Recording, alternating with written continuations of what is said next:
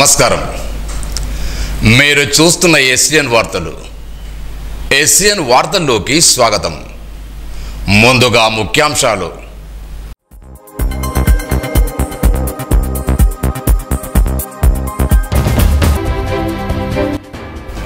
కడతాల్ జాతీయ రహదారిపై Y junction సమస్య పరిష్కారానికి చర్యలు తీసుకోవాలి. జిల్లా కలెక్టర్ అభిలాష్ అభినవ్.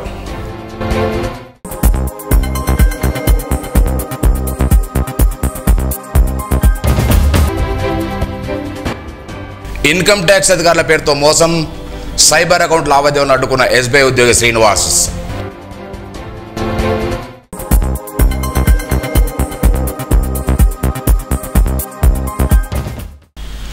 సోన్ మండలం కడతాల గ్రామ సమీపంలోని జాతీయ రహదారి వై జంక్షన్ సమస్య పరిష్కారానికి చర్యలు తీసుకోవాలని జిల్లా కలెక్టర్ అభిలాష్ అభినవ్ అధికారులను ఆదేశించారు. జాతీయ రహదారి విస్తరణలో భాగంగా సోన్ మండలం కడతాల్ గ్రామ ప్రజలు ఇబ్బందులు పడుతున్నందున జిల్లా కలెక్టర్ గురువారం కలెక్టరేట్ సమావేశ మందిరంలో సంబంధిత అధికారులు కడతాల్ గ్రామస్తుల సమావేశం నిర్వహించారు. కడతాల్ జాతీయ రహదారి వై జంక్షన్ సమస్య పరిష్కారానికి చర్యలు తీసుకొని ఆదేశించారు. ఆర్డీఓ అధ్యక్షుని కమిటీని ఏర్పాటు చేయడం జరిగిందన్నారు. రహదారి సమస్యను శాశ్వతంగా పరిష్కరించడంతో పాటు శాశ్వత పరిష్కారం పూర్తయ్యేలోపు తాత్కాలికంగా ప్రమాదాలు నివారించేందుకు వెంటనే చర్యలు తీసుకోవాలన్నారు. ఇన్కమ్ ట్యాక్స్ అధికారులమని మీ అకౌంట్లో ఎక్కువ మొత్తంలో లావాదేవీలు జరిగాయని వెంటనే మిమ్మల్ని అరెస్ట్ చేయకుండా ఉండాలంటే డబ్బులు పంపాలంటూ విశ్రాంతి ఉద్యోగులు సైబర్ గేట్గాలు బురుడి కొట్టే ప్రయత్నం చేయగా బ్యాంకు ఉద్యోగి లావాదేవీని అడ్డుకున్నాడు. నిర్మల్ జిల్లాకు చెందిన గోవిందరావు అనే రిటైర్డ్ ఉద్యోగి అకౌంట్లో ఎక్కువ మొత్తం లావాదేవీలు జరిగాయని ఢిల్లీ నుంచి ఇన్కమ్ ట్యాక్స్ పోలీసుల పేరుతో ఫోన్ చేసి అరెస్ట్ చేస్తామని బెదిరించారు. అరెస్టు చేయకుండా ఉండాలి డబ్బులు ఇవ్వాలని బ్యాంక్ ఖాతా నంబర్ పంపించారు. దీంతో గురువారం రిటైర్డ్ ఉద్యోగి పట్టణం నుండి ఎస్బీఐ బ్యాంకు వెళ్లి ఢిల్లీకి చెందిన జితేంద్ర అనే వ్యక్తి అకౌంట్లోకి 2.25 లక్షల బదిలీ చేసేందుకు ప్రయత్నించాడు. గమనించిన టెక్నికల్ ఫీల్డ్ ఆఫీసర్ శ్రీనివాస్ అతను వివరాలుగా జరిగిన విషయం తెలిపాడు. వెంటనే branch manager Sai Kumar, accountant Samyukta లావాదేవీలు జరగకుండా నిలిపివేశాడు. బాధితుడు పట్టణ పోలీసులకు ఫిర్యాదు చేశాడు. Babapur Govindarao, retired employee. ఈ ఢిల్లీ పోలీస్ డిపార్ట్మెంట్ కి నాకు ఫోన్ వచ్చింది, మీకు మీ పేర కెనడా బ్యాంక్ లో ఒక అకౌంట్ ఓపెన్ అయింది, దాని లోపల 3 కోట్ల రూపాయలు టర్న్ ఓవర్ అయింది మీ పేర. దానిలో ఏవైతే అఖ్తర్ పేరు ఉంది, ఒక అఖ్తర్ అనే పిల్లగాడు అకౌంట్ ఓపెన్ చేసి నా పేరుతో ఓపెన్ చేసేసి ట్రాన్సాక్షన్ చేసాడు. దాదాపు 3 కోట్ల టర్న్ ఓవర్, దాని 10% కమిషన్ నీకు ఇచ్చినట్టు ఉన్నది. దాని గురించి మేము ఎంక్వైరీ చేస్తున్నాం. కాబట్టి మీ డీటెయిల్స్ అని మాకు కావాలని చెప్పేసి మా ఆధార్ కార్డు నంబరు మ్యాచ్ చేసుకున్నారు. దాన్ని వాళ్ళు మ్యాచ్ చేసేసుకొని పైన సిబిఐ ఎంక్వైరీకి మేము పంపుతున్నాం. రిజర్వ్ బ్యాంక్ ద్వారా మీకు ఆ డీటెయిల్స్ అన్ని వస్తాయి. మీ అకౌంట్లన్నీ ఎంక్వైరీ చేయాలా, మీకు ఎక్కడెక్కడ అకౌంట్ ఉన్నాయని చెప్పేసి అడగడం జరిగింది. తర్వాత ఆ ఎంక్వైరీ కొరకు మేము ఆర్బీఐ నుండి మేము పర్మిషన్ తీసుకుంటున్నాం. తర్వాత ఈ సుప్రీంకోర్టు ఆర్డర్స్ కూడా ఉన్నాయి. చట్టం ద్వారా ఇవన్నిటి మీ అకౌంట్స్ అన్ని ఎంక్వైరీ చేసేసి దాని నుండి మీకు ఏది ఎలాంటిది మీది డబ్బులు పడలేదనుకో మీకు 3 రోజుల లోపల మీ అకౌంట్స్ అన్ని క్లియర్ అయిపోతాయి. కొంత అమౌంట్ పంపండి. మరి దాన్ని మీరు ఉన్నటువంటి ఎఫ్డీలు పెట్టుకున్నారు కదా, ఎంతెంత మీ ట్రాన్సాక్షన్ ఉంటుంది సంవత్సరంలో, మీరు ఏం పని చేస్తారు, అవన్నీ డీటెయిల్స్ అడగడం జరిగిందనమాట. చివరికి ఈ బ్యాంక్ వస్తే ఈ బ్యాంక్ లోపల మీ బ్రాంచ్ మేనేజర్ ద్వారా ఇదంతా ఫేక్ ఉంటుంది, దేన్ని నమ్మడానికి లేదని చెప్పడంతో నేను ఆగిపోవడం జరిగింది. నా అకౌంట్ చూసేసి 2 అకౌంట్లు వాళ్ళకి ఓపెన్ అయినాయి. అక్కడ అకౌంట్లు ఓపెన్ అయితే ఫోన్పే ద్వారానే వాడితే నేను వేరేం వాడని చెప్పిన దానికి వాళ్ళు మీ అకౌంట్ లో ఇంత అమౌంట్ ఉంది, మీరు 2,25,000 మీరు జమ చేయాలా, మళ్ళీ 3 days లోపల మీ మీద ఎంక్వైరీ అంతా క్లియర్ అయిపోయిన తర్వాత మీకే మళ్ళీ వాపస్ చేయడం జరుగుతుంది డిపార్ట్మెంట్ అని అనడం జరిగింది. ఈ రోజు మన బ్యాంక్ కస్టమర్ అయినటువంటి సీనియర్ సిటిజన్ నన్ను కన్సల్ట్ చేయడం జరిగింది. సార్ నేను ఇమీడియట్ లో ఒకటి నెఫ్ట్ ఆర్టీజీఎస్ చేయాలా అమౌంట్ అని అంటే నేను చెక్ రాసుకోమని అన్నాను. నా కౌంటర్కి వచ్చిన తర్వాత నేను ఎంక్వైరీ చేసే టైంలో ఇక్కడ సింగ్ అనే నేమ్ కనబడ్డది, జితేంద్ర సింగ్. అది రాజస్థాన్ అకౌంట్. నాకు ఇమీడియట్లీ డౌట్ వచ్చింది, సార్ మీరు ఆయన హడావిడి ఉన్నాడు మూడులో, మీరు ఎందుకు పంపిస్తున్నారు ఇక్కడికి అమౌంట్ అంటే, సార్ ఎవరు డిస్క్లోజ్ చేయొద్దని చెప్పారు, మా భార్య కూడా చెప్పొద్దని చెప్పారు అంటే నాకు డౌట్ వచ్చింది. నేను ఎంత అడిగినా కానీ సార్ ఆ విషయం డిస్క్లోజ్ చేయలేడు.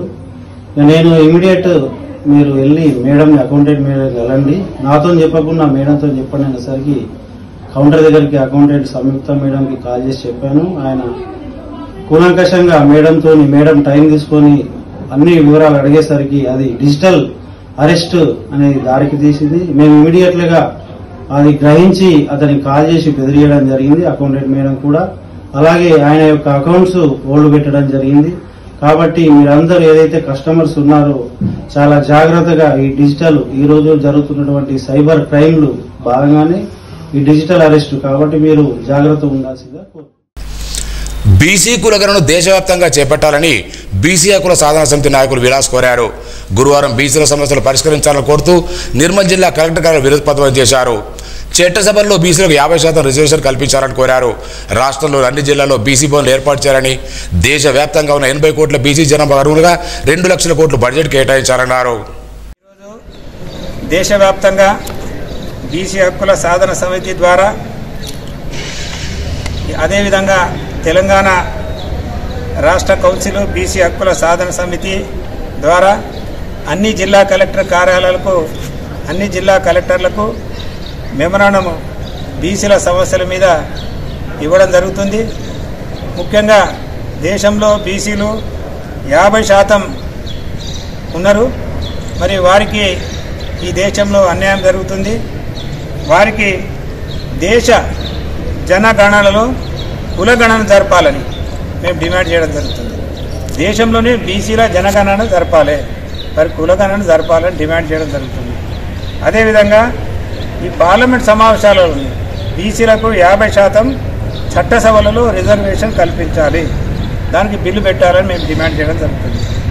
అదేవిధంగా కేంద్రంలో బీసీలకు ప్రత్యేకమైన శాఖను ఏర్పాటు చేయాలని కూడా మేము డిమాండ్ చేయడం జరుగుతుంది. అదేవిధంగా అన్ని జిల్లాల్లో బీసీలకు భవనాలు నిర్మించాలని మేము డిమాండ్ చేయడం జరుగుతుంది. రాబోయే పార్లమెంటు సమావేశాల్లో చట్టసభల్లో బీసీలకు 50% రిజర్వేషన్ కల్పిస్తూ చట్టం రూపొందించాలి.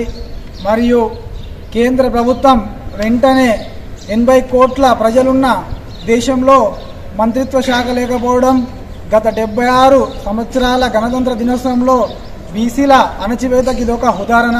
వెంటనే శాఖని రూపొందించి మరియు 2 లక్షల కోట్ల నిధులు కేటాయించి బీసీల ఉన్నతికి కేంద్ర ప్రభుత్వం తోడ్పాటును అందించాలి. నిర్మల్ మండలం అక్కాపూర్ గ్రామ సమీపంలో ఉన్న నిర్మల్ గీత పారిశ్రామిక సహకార సంఘం ఆధ్వర్యంలోని రేణుకా ఎల్లమ్మ మా ఆలయంలో చోరీ గురైంది.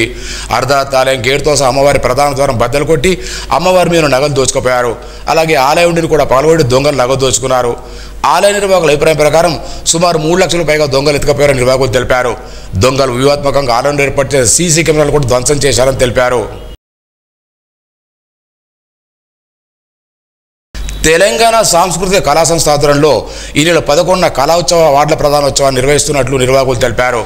12వ వార్షికోత్సవం సందర్భంగా ఈ నెల 11వ తేదీన నిర్మల్ జిల్లా కేంద్రంలోని అంబేద్కర్ భవన్లో సాయంత్రం 6 గంటలకు అవార్డు ప్రధానోత్సవంతో పాటు అభినందన సభ నిర్వహించినట్టు తెలిపారు. ఈ సభలో భక్తి గీతాలు, కూచిపూడి, భరతనాట్యం, కోలాట బృందం, ఒగ్గుడోళ్లు, గుస్సా నృత్యం, డబ్బుల బృందం, ఫోర్క్ ఆర్కెస్ట్రా, వివిధ సాంస్కృతిక కార్యక్రమాలు ఉంటాయన్నారు. 2008లో స్థాపించబడింది. 16లో స్టేట్ రిజిస్ట్రేషన్ చేయడం జరిగింది. కాబట్టి గత 10 సంవత్సరాల నుంచి కూడా ఒక్కొక్క సంవత్సరం ఒక్కొక్క జిల్లా కనుకొని సభను చేస్తాము. దీంట్లో భాగంగా కళాకారులను గుర్తించి, మేధావులు కళాకారులు కవులను గుర్తించి అవార్డు ప్రదానం, సన్మాన కార్యక్రమం ఉంటుంది. కాబట్టి పోయిన సంవత్సరం నిజామాబాద్ జిల్లా డిస్ట్రిక్ట్లో చేసాము, ఈ సంవత్సరం ఇక్కడ చేస్తున్నాము. ఈ సభకు అందరూ ఆహ్వానితులే. మేము అన్ని పార్టీలకు అధికంగా, కులాలకు, మతాలకు అందరికీ అధికంగా ఈ సభను చేస్తున్నాము. కాబట్టి లోకల్ నాయకత్వం కానీ, అక్కడ స్టేట్ నాయకత్వం కానీ ఈ సభకు వస్తున్నారు. కాబట్టి నేను గత 10 సంవత్సరాల నుంచి హైదరాబాద్లో ఉంటున్నాను. కాబట్టి ఇక్కడ లోకల్లో ఉన్న కళాకారులకు నేను ఎక్కువ టచ్ లేను. దయచేసి మీ అందరికీ దండం పెడుతున్నా. కళాకారులు, కవులు ఎవరైనా అందరు రండి. నాకు అందరి పేర్లు, అందరి నంబర్లు నా దగ్గర లేవు. మీరు అన్యాయంగా భావించకుండా మీ పేరున ఫోన్ చేసి పిలవాలంటే నాకు ఎవరు టచ్లో లేను. నేను గత 10 సంవత్సరాల నుంచి సిటీలో ఉంటున్నాను. కాబట్టి మీరు అందరూ ఆహ్వానితులే. కవులు, కళాకారులు, మేధావులు, జేఏసీలు, మహిళా సంఘాలు, ఉద్యోగులు అందరూ కూడా ఆహ్వానితులే. అందరికీ ఆహ్వానము. సభకు వచ్చి సభను విజయవంతం చేస్తారని మనస్ఫూర్తిగా. ఆర్టీసీ ఉద్యోగుల సమస్యలు పరిష్కరించాలని కోరుతూ నిర్మల్ జిల్లా కేంద్రం బస్ డిపోలో గురువారం ధర్నా చేపట్టారు. రాష్ట్ర జేఏసీ నాయకుల పిలుపు మేరకు ఈ నెల 9వ తేదీ నుంచి సమ్మె చేసేందుకు సిద్ధంగా ఉన్నట్టు తెలిపారు. రాష్ట్ర ప్రభుత్వం ఎన్నికల మేస్లో పెట్టిన విధంగా ఆర్టీసీ ఉద్యోగుల హామీలు నెరవేర్చాలని, 2017 పే స్కేల్కు సంబంధించి ఏరియర్స్ చెల్లించాలని కోరారు. ప్రభుత్వ ఉద్యోగులతో సమానంగా అన్ని సదుపాయాలు కల్పించాలని, ఆర్టీసీలో యూనియన్లు పునరుద్ధరించాలని, రిటైర్డ్ ఉద్యోగులకు రావాల్సిన బకాయిలు తక్షణమే చెల్లించాలన్నారు. పని భారం తగ్గించాలని డిమాండ్ చేశారు. వార్తలు ముగించే ముందు ముఖ్యాంశాలు మరోసారి.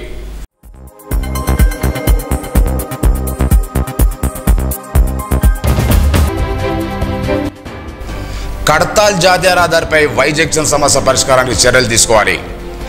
జిల్లా కలెక్టర్ అభిలాష్ అభినవ్.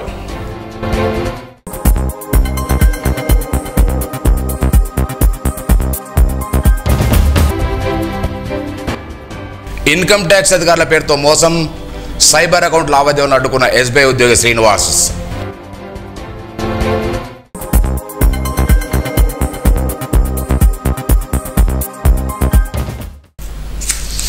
ఈ వార్తలు ఇంతటితో సమాప్తం. తిరిగి రేపు ఇదే వేళకు కలుసుకుందాం. అంతవరకు సెలవు. నమస్కారం. Audio Jungle.